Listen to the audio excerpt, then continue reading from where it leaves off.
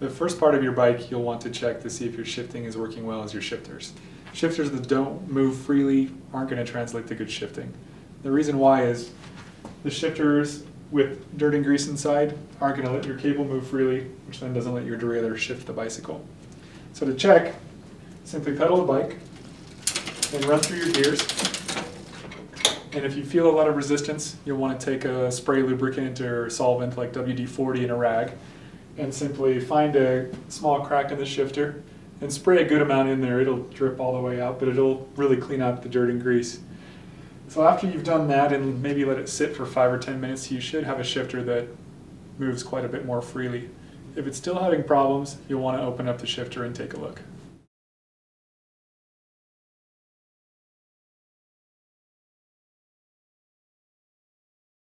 If after spraying your shifter several times with WD-40, you still have problems, you'll want to open the shifter up. So what you'll do is you'll take a small Phillips screwdriver and remove the plastic plate, sometimes on the bottom, sometimes on the front of the shifter. Just remove that there.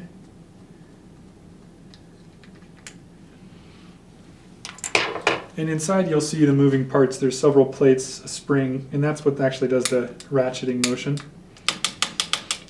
What I recommend is use a toothbrush, an old toothbrush, a dental tool, and some more spray in that rag, and just spray it right here and work that shifter quite a bit. And again, let it sit for 10 or 15 minutes and you'll find that most shifters will free up and work like they did when they were new.